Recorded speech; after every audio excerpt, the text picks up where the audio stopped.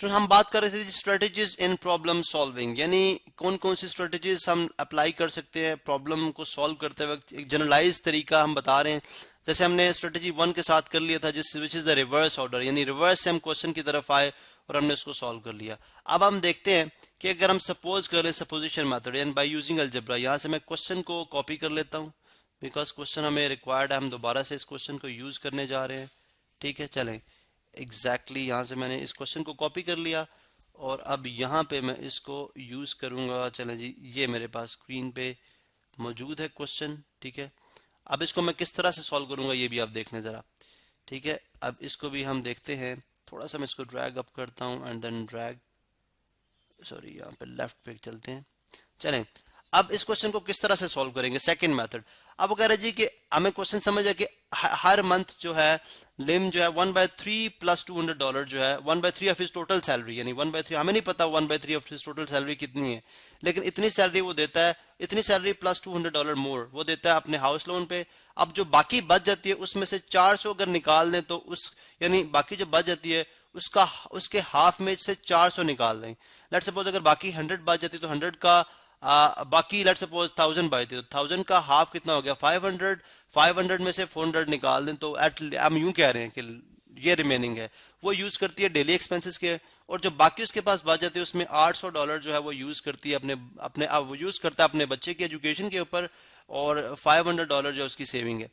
अब हम देखते हैं कि इसको किस तरह से सॉल्व किया जा सकता है। देखें, हमने सपोज किया है, हमने अगर हम सपोज कर ले लेट्स से टोटल सैलरी जो है, हम टोटल सैलरी हमें तो नहीं पता टोटल सैलरी, बिकॉज सारे जो सेंटेंसेस लिखे हैं वो in terms of total salary. तो टोटल सैलरी अगर हम सपोज कर लें एक्स है, टोटल सैलरी अगर एक्स है, ठीक है, तो वो जो है कितने यूज कर रहा है, हाउसिंग लोन में कितने यूज कर रहा है। सबसे पहले अगर आप देखें तो ये हाउसिंग लोन है, आप यहाँ पर लिखेंगे जी हाउसिंग लोन कितने यूज कर रहा है हाउसिंग लोन में 1/3 ऑफ हिज सैलरी प्लस $200 ये यूज कर रहा है वो अपने हाउसिंग लोन के अंदर। ठीक है, फिर आप देखते हैं यहाँ पे उसके पास रिमाइंडर कितना रह गया।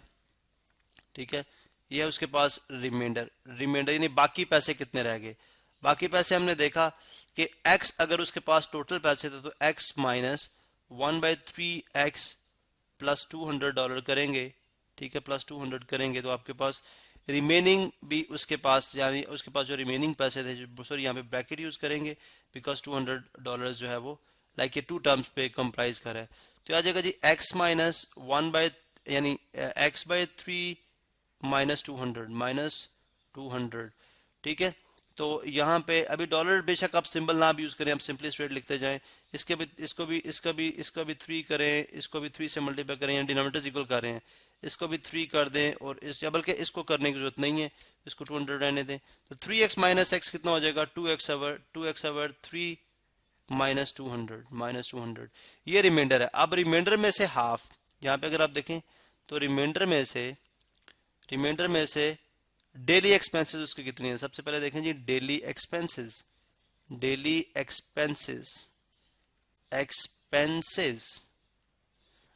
एक्सपेंसेस उसके बनते हैं, यानी हाफ, यानी क्या हमने बात की थी, यहाँ पे मैं लाइन लगा देता हूँ। ठीक है, यहाँ पे लाइन लगाता हूँ, ये हम बेसिकली इसकी वर्किंग है। वो बनते हैं जी हाफ। ठीक है, हाफ ऑफ कितने रिमेनिंग के 2x/3 -200, यानी इसके हाफ में से अगर हम सब्ट्रैक्ट कर दें 400, यानी 400 मजीद सब्ट्रैक्ट करें। अब इन दोनों को अगर आप सॉल्व करेंगे तो आपके पास बनेंगे x/3 -500। ये बिल्कुल ऐसे ही डिनोमिनेटर्स को इक्वल करके हम इनको सॉल्व कर लेंगे। पहले 1/2 डिवाइड होगा जाके, और उसके बाद आप इसको सिंपली, या बल्कि 2 से कैंसिल तो आ जाएगा x/3 और माइनस, अगर आप यहाँ पे देखें तो 200, यहाँ पे अगर आप देखें हाफ जो है वो -200 से होगा तो माइनस बन जाएगा -100 -400 -500। तो ये बेसिकली डेली एक्सपेंसेस हैं। अब डेली एक्सपेंसेस के बाद देखते हैं रिमाइंडर कितना है। ठीक है, कितने पैसे बकाया बचे यहाँ पे देखें। अब यानी इसी की कंटिन्यूएशन है ये। ठीक है, ये इसी की कंटिन्यूएशन है। ठीक है, यहाँ पे मैं लिख रहा हूँ रिमाइंडर। अब रिमाइंडर में मेरे पास कितने रह गए, बकाया जात मेरे पास कितने हैं। तो रिमाइंडर पहले कितने थे, यानी पहले मेरे पास कितने पैसे रह गए थे, इतने। ठीक है, अब इसमें से मैंने इतने यूज कर लिए, अब इसमें से निकाल दूंगा जितने मैंने यूज किए हैं, मीन के 2x/3 -200 and minus x by 3 minus 500, ठीक है। ये मेरे पास रिमाइंडर में रह गए, ये मेरे पास किस में रह गए, रिमाइंडर में रह गए। यहाँ पे मैं आपको शो कर देता हूँ कि मैं किसको किस तरह से सॉल्व करूंगा। Again 2x by 3 minus 200 plus x by 3 plus 500 तो मेरे पास अगर आप देखें तो ये 500, सबसे पहली बात है कि दोनों के रिमाइंडर सेम, डिनोमिनेटर सेम है, तो 2x प्लस x कितना हो गया 3x ओवर 3, तो 3x ओवर 3 ये मेरे पास यानी यहाँ पे अगर आप देख सकते हैं 2x, ये सॉरी नेगेटिव था, इसको हमने नेगेटिव करना है, ये मैंने पॉजिटिव कर दिया, दिस इज नेगेटिव आपके पास, बिकॉज नेगेटिव साइन है ना, नेगेटिव साइन की वजह से negative into positive again negative, तो 2x माइनस x कितना हो गया x ओवर 3 और 500 माइनस 200 प्लस 300।